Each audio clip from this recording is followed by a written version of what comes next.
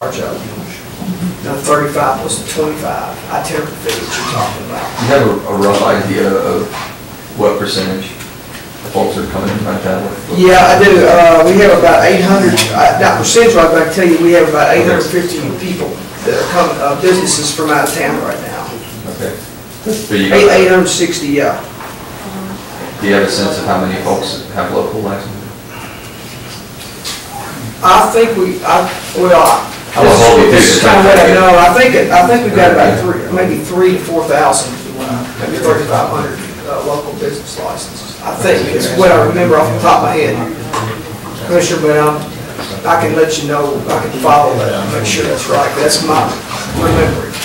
I'm just trying. I realize that we're asking details, Fred, that aren't on hand. I'm just trying to get a general idea. But I didn't know the 860 is the out of town, because I've got the research from that, from what I sent to Rob last year when they were taking a look at this thing. So. Okay. We have discussed it, and my plan was to try to get it in place last year, but like I said, we had to push back.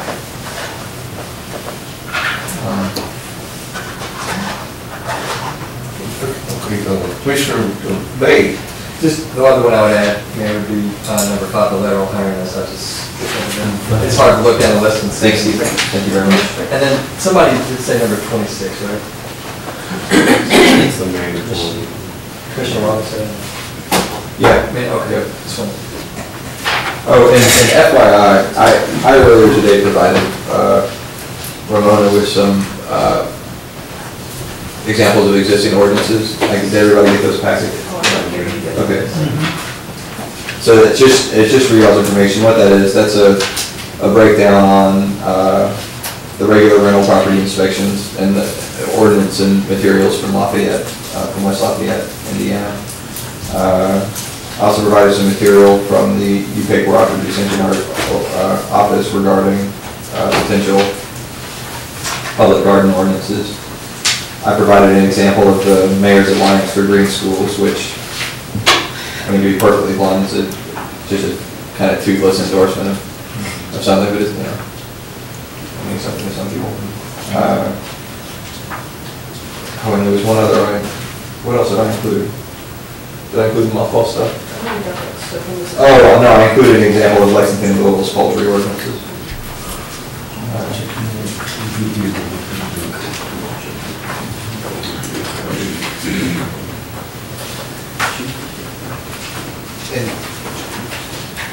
In terms of stuff that we can actually do something about, maybe we need to handle this one at a time real quick. I seem to recall there being a general agreement that we'd be in favor of locally outlawing the outdoor or improper use of mothballs. I mean, mothballs are toxic. It's already a violation of federal law to use them in ways you're not supposed to. There have been some local problems, and there's the feeling that it might as well back up the federal ordinance with local ordinances. That helps us in terms of enforcement. Plus citizen concerns, citizen payment. Oh yeah, I think that's some pretty legitimate concerns. But I'd be happy to go ahead and direct our city solicitor to look at the federal laws, the federal law regarding mothballs, and to draft us a local version. Sure.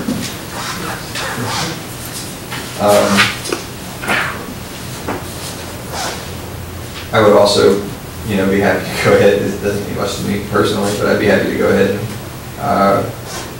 change the name of a massage parlor in terms of doing business to masseuse.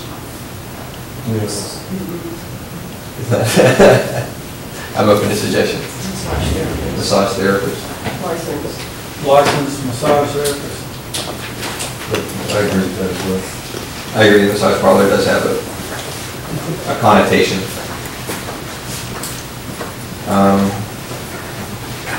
I'm happy to go ahead and give staff the green light to prepare and present ordinances defining gravel. And I'd be happy to go ahead and take a look at an alarm ordinance.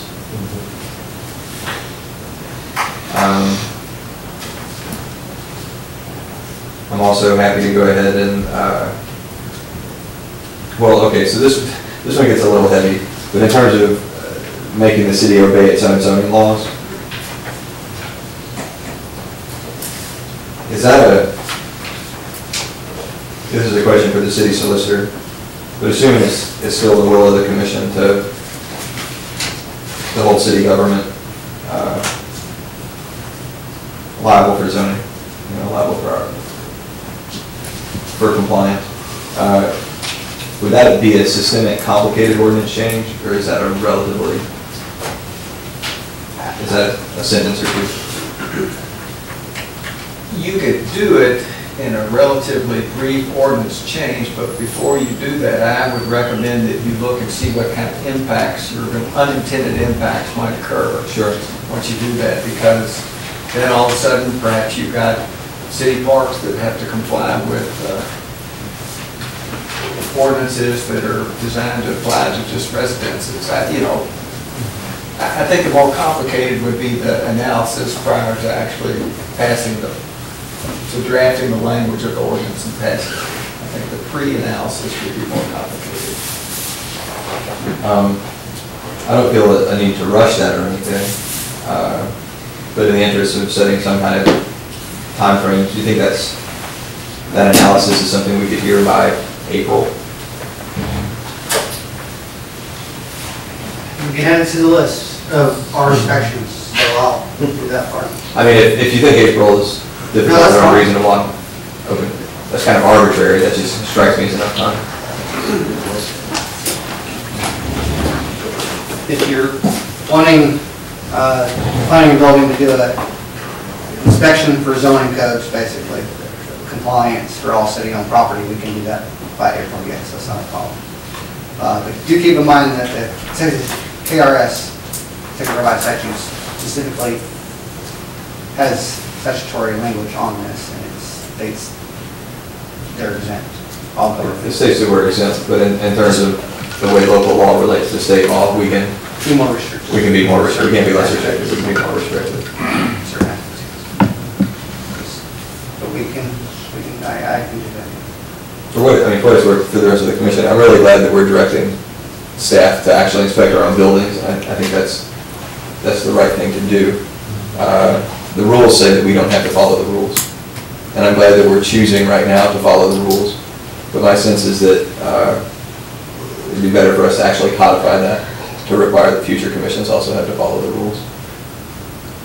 In a nutshell. We have a zoning district for all government-owned property that the city also is going to do. So there'll be amendment to the zoning code in that aspect, in addition to whatever else we come up with, because the other governmental agencies will still be exempt. I mean, Sure. cities will have a That's their road.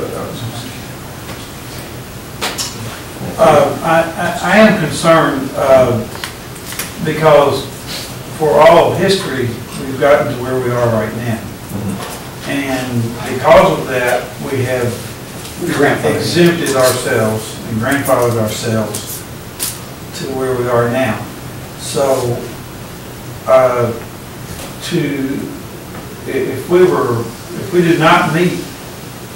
if we pass something that we do not meet, and we have to meet that. You won't have to meet. Right, we would be grandfathered in. This would be particularly relevant to new development. From here on. So if we wanted to build something at Fort Hill Park or Cold Spring Park, then we would have to meet zoning restrictions. That's what I'm hearing. But you want an inventory to see what the non-conforming sections, the grandfather stuff will be.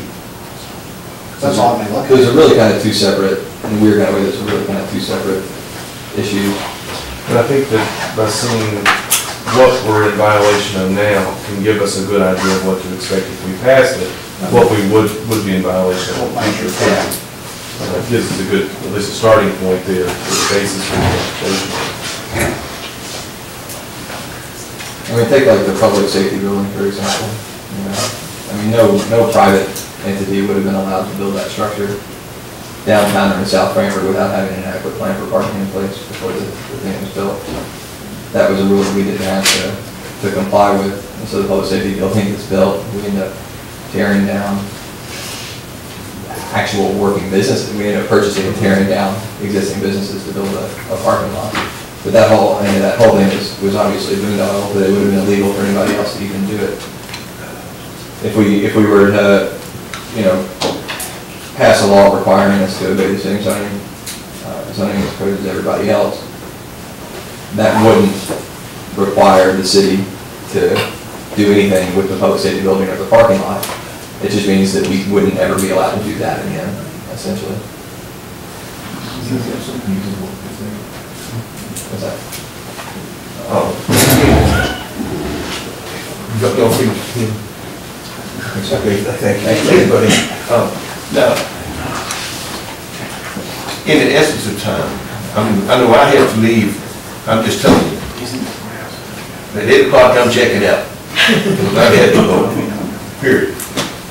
And I would like to go to closed session sometime. I know this is, I don't have much time you want to continue to spend on this tonight, on the ordinances, but do you have enough information to get some things started? We have identified 16, in fact, as my count goes, 1, 2, 3, 4, 5, 6, 7, 8, 9, 10, 11, 12, 13, 14. We have identified 16, I think, that we can. Which ones do you have? Can you just call out the numbers you have? Yes. 1, 2, 3, 5, 6, 8, 12, 16, 21, 22, 26, 28, 29, 30, 36, and 37 are the ones I heard.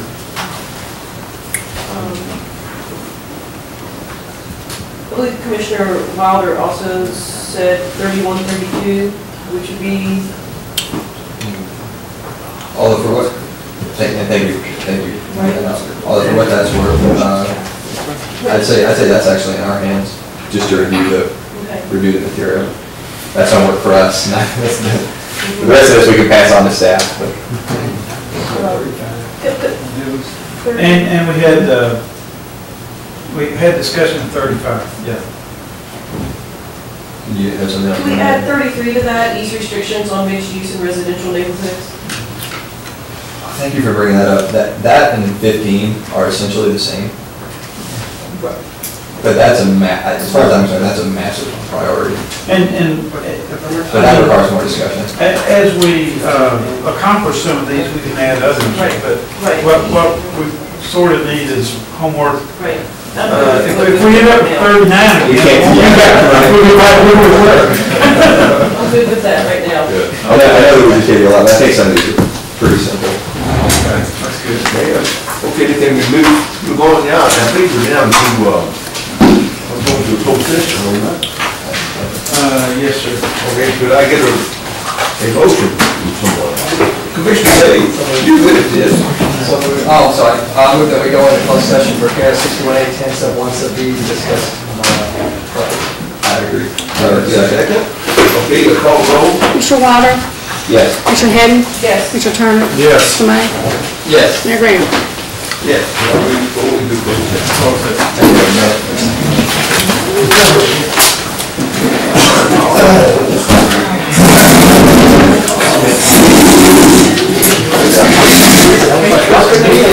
you.